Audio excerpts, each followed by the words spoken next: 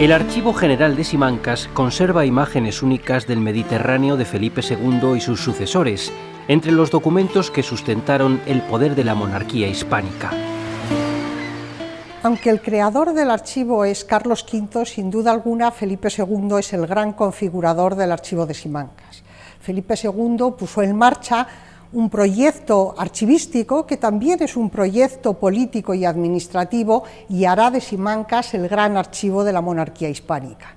Simancas se convertirá para el rey en un instrumento de control y de poder, de dominio de la información que era básica como instrumento de dominio pues, de un imperio tan vasto, donde el Mediterráneo lógicamente tenía un protagonismo fundamental. Aquí se guardaría, por tanto, lo ordinario frente a otro espacio mucho más reducido, un espacio mágico y realmente con componente sagrado que guardaría lo perpetuo, los títulos del rey. El archivo guarda cientos de dibujos destinados a conocer y transformar la gran frontera marítima que fue el mar Mediterráneo para el Imperio español. El enfrentamiento entre dos poderosos imperios, el turco y el español, obligó a fortificar esa frontera, a describirla para conocerla y a espiar al enemigo. En ese proceso, la imagen acompañó siempre a la palabra, tanto con largas relaciones a las que se adjuntaba la imagen, como con indicaciones sobre el plano, como cuando se informó sobre la ciudad enemiga de Alejandría. Estos dibujos nunca se publicaron, eran secretos, el enemigo no podía conocerlos, y un mar en papeles fue llegando a las manos de Felipe II y sus consejeros, mientras los ejércitos españoles y turcos, con guerreros como los representados en el Palacio de El Viso del Marqués, se enfrentaban en el Mediterráneo. Muchos de los planos y dibujos conservados en los archivos fueron realizados por ingenieros al servicio de Felipe II, un rey del que se decía que poseía grandeza de poder y saber, y que controló todos sus reinos desde la corte, desde donde tiraba con admirable providencia y rectitud las líneas del gobierno a la circunferencia de su amplísima corona. En el Mediterráneo se puso a prueba el dominio de la técnica y la ciencia de la guerra por parte de la monarquía hispánica, antes de que la frontera atlántica se convirtiera en prioritaria. El ingeniero Juan Bautista Antonelli recordaba que el rey católico dejaba a España la mar por foso y por adarves las fronteras que había ganado en Berbería y los reinos que tenía en Italia. Todo ello hubo que defenderlo y describirlo, en dibujos y relaciones que luego se concretaron en obras públicas para la paz y para la guerra. Como escribía otro de los grandes ingenieros, Tiburcio Spanocchi, comendador de la Orden de San Juan de Jerusalén, el rey y sus consejeros debían confiar en ellos, los ingenieros, para ser sus ojos, pues sus graves cuidados y continuas ocupaciones no les dan lugar a ver por vista de ojos las anchurosas tierras que están debajo de sus gobiernos. Felipe II potenció con excelentes resultados la contratación de los mejores ingenieros de su tiempo, en su mayoría de origen italiano, como Calvi, Fratin, Antonelli o Spanocchi, entre toda una pléyade que, con sus construcciones, ha dejado su impronta en los paisajes marítimos del Mediterráneo, gracias a una vida de viajes sin fin que hoy nos parece asombrosa. Hay una expresión en el siglo XVI que define muy bien el trabajo de los ingenieros, que es que trabajan a vista de ojos. Es decir, los ingenieros de Felipe II recorren las fronteras, recorren los territorios, recorren los mares que hay que fortificar, sobre los que hay que intervenir. Entonces es un trabajo que realiza el ingeniero, a veces acompañado por los militares, y ellos realizan una enorme cantidad de descripciones escritas y dibujadas sobre ese mundo del siglo XVI, y en este caso concreto sobre el Mediterráneo de Felipe II. Es un tipo de descripción científica, es decir, en los planos nos vamos a encontrar las escalas. Se trata de hacer retratos de esos territorios y retratos de las ciudades, es decir, no se trata de imaginar nada, solamente sirve lo que es fidedigno. Esos planos, esas relaciones, esas descripciones llegan al Consejo de Guerra. El Consejo de Guerra estudia toda esa información y decide lo que hay que hacer, después de que el ingeniero haya viajado a esos lugares y haya informado. Es la razón de que en el Archivo General de Simancas se conserve una documentación ingente de todos estos ingenieros que trabajan en el Mediterráneo, pero luego también en la frontera atlántica. Se conserve documentación, dibujos de los Países Bajos, de los reinos de la monarquía en Italia, del norte de África. Medir las distancias y las tierras como lo hicieron los imperios de la antigüedad pudo asemejar, para los contemporáneos al Imperio Español, a Egipto, donde se inventó la geometría según todos recordaban, pero sobre todo al Imperio Romano, que basó su expansión en el conocimiento de las tierras conquistadas.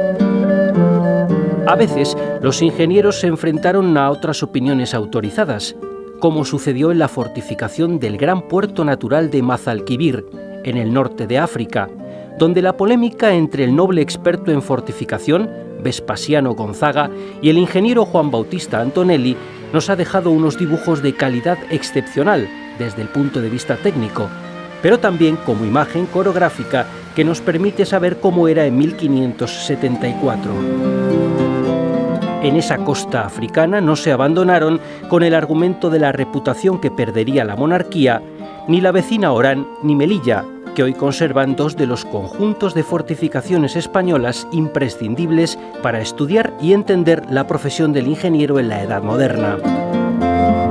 La defensa de los puertos naturales en la costa peninsular explica la fortificación de Rosas por Giovan Battista Calvi, pero el gran puerto natural fue el de Cartagena. Desde unos inicios de defensa basada en las torres hasta las reformas posteriores, Cartagena se fue convirtiendo en campo de experimentación de los avances en arquitectura militar.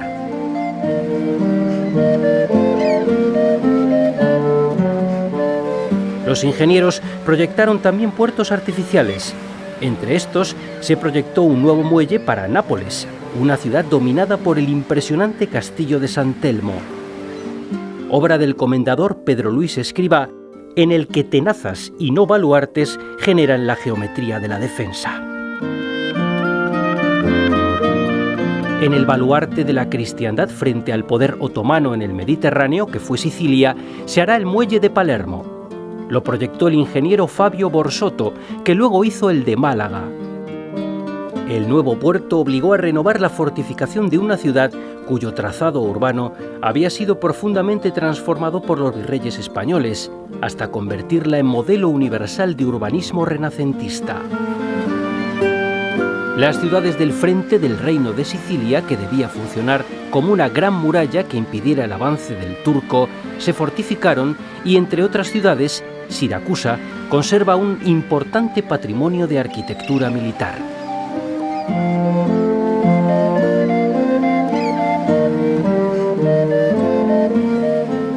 Mesina, de donde partió la Armada de Lepanto en 1571 al mando de don Juan de Austria, emprendió obras de fortificación o la construcción de un arsenal del que vemos el proyecto de Antonio Conte.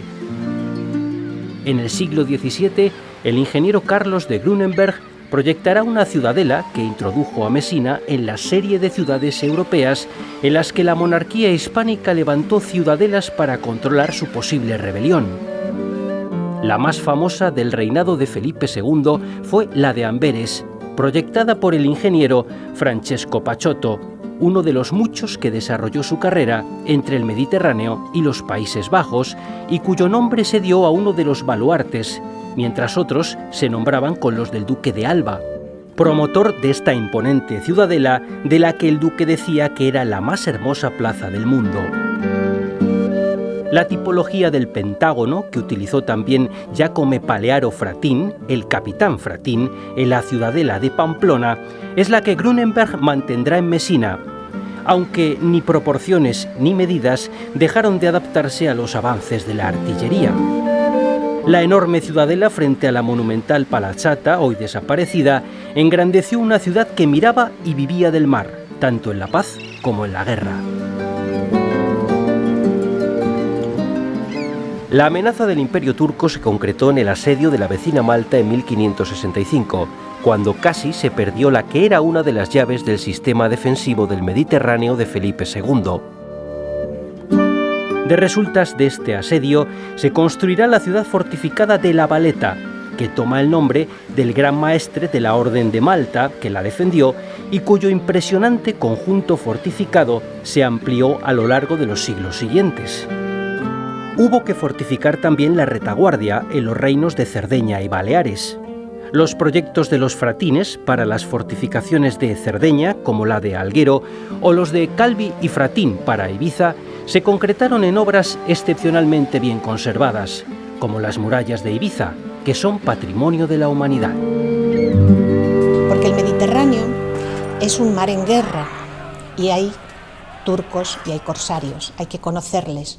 Ahí entran los espías, a veces ingenieros, no siempre, pero realmente es un mar en el que hay una circulación de todo tipo de personajes y entre ellos estos ingenieros que informan y deciden cómo se construye ese espacio, cómo se transforma ese espacio, cómo se crean unas fronteras de piedra que todavía hoy definen la frontera mediterránea.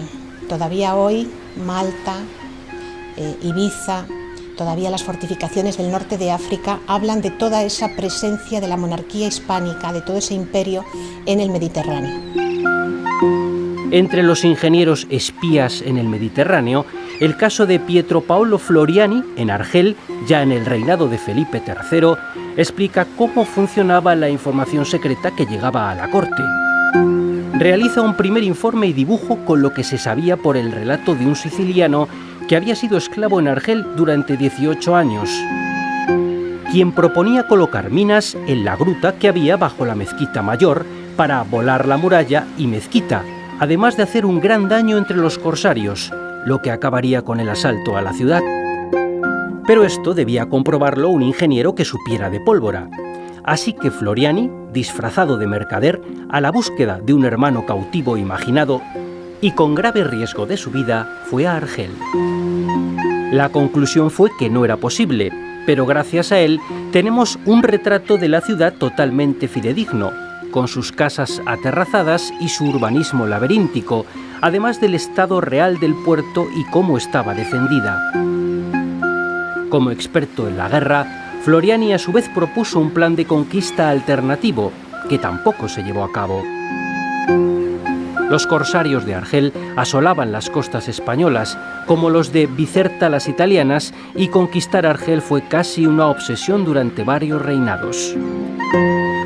En la recurrente comparación del Imperio español con el romano, el ingeniero Leonardo Turriano, quien trabajó en Orán y Mazalquivir, escribió que los turcos eran nuestros nuevos cartagineses y que Argel era Cartago de nuestros tiempos. Si recorremos con la mirada un dibujo de años después, 1621, vemos como una mano no muy experta ha convertido en imagen el miedo. El muelle de Argel prácticamente llega hasta las Baleares, mientras la costa española se ha transformado en paralela a la africana para acentuar así la proximidad de la amenaza. Con Felipe II se configuró un sistema en el que todas las fortificaciones estaban relacionadas para asegurar la defensa de las fronteras. En ese sistema se integraron con un protagonismo que su pobre arquitectura no deja adivinar los cientos de torres que en las costas de todos los reinos avisaban de la llegada de los corsarios, muchas de las cuales se conservan. Lo expresó muy bien Juan Bautista Antonelli en un discurso en el que leemos que había que cerrar la costa como una muralla, haciendo cuenta que los lugares de ella sean baluartes, los puertos sean las puertas y las torres las garitas o atalayas.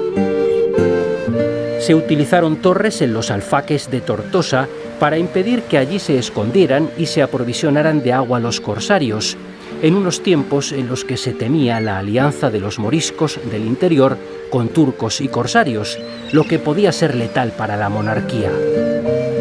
Esto llevaría también a emprender obras tan bien conservadas como la nueva fortificación de Peñíscola, en la que intervinieron tanto el citado Vespasiano Gonzaga como los ingenieros Giacome Fratín y Bautista Antonelli, que polemizaron entre ellos, algo muy frecuente entre los ingenieros. Bautista Antonelli fue el ingeniero que trasladó en el siglo XVI la experiencia de fortificación del Mediterráneo al Caribe. En los dibujos de los ingenieros hubo unos códigos de información que se normalizaron paulatinamente, en los que los colores utilizados indicaban lo nuevo y lo viejo, como sucede en el dibujo de Ibiza de Juan Alonso Rubián de 1579. El Consejo de Guerra debía saber con toda fiabilidad lo que estaba viendo, por lo que en el mismo plano se indica que el verde es la fortificación vieja de Calvi y el amarillo el proyecto de ampliación de Fratín. El gran compás explica la escala utilizada y toda la precisión de la información parece contrastar con un fascinante mar de color rosa. En la riquísima información que dan los dibujos y relaciones de los ingenieros sobre las ciudades del Renacimiento, faltó frecuentemente el entramado urbano. Son planos vacíos, como el de Palma de Mallorca, en los que la ciudad no importa, tan solo la fortificación encajada en el territorio. En alguna ocasión utilizaron en los planos el sistema de solapas para introducir el tiempo en el dibujo, con un antes y un después de una intervención, como en el proyecto para el muelle de Rota, en un plano en el que vemos también Cádiz, y el proyecto para fortificarla a comienzos del siglo XVII. La necesidad de precisión en la información enviada al Consejo de Guerra llevó a utilizar al ingeniero Filippo Terzi las solapas para que se pudiera ver cada planta de la fortificación de Setúbal, en Portugal, en el magnífico proyecto del año 1594. El imperio de la geometría, durante el reinado de Felipe II, se manifestó de forma explícita en el trabajo de los ingenieros del rey. El trabajo de los ingenieros es un trabajo que forma parte de ese mecanismo, de todos esos mecanismos de control por parte de la monarquía de todos sus reinos. Y su carácter científico les confiere una importancia especial, puesto que nada se puede dejar a la imaginación. Y todo lo tenemos en estos planos y en estas descripciones, en estas relaciones, en todos estos miles y miles de documentos que conserva el Archivo General de Simancas, donde nos encontramos. Los ingenieros fueron vehículo para la globalización de una visión del mundo en clave de matemática y geometría aplicada, una mirada occidental sobre el territorio, su control y su transformación, que también supuso una frontera con otras civilizaciones. Felipe II hará de Simancas pues un búnker fundamental y un instrumento de gobierno eficacísimo. Por ello es el creador propiamente del archivo en la configuración que éste toma en el siglo XVI. Para convertirlo en archivo de la monarquía hispánica, él tiene que concebir un edificio que cumpla la función archivística, y esto será obra del arquitecto Juan de Herrera. Lo dotará también de unas instrucciones, de un instrumento de gobierno interno y de administración, son las ordenanzas de 1588, y lo que es fundamental, creará la figura de un archivero estable y fijo que será el gran responsable del control de la recogida de la información dispersa, de la documentación dispersa y de la sistematización desde 1561 en el archivo de Simancas.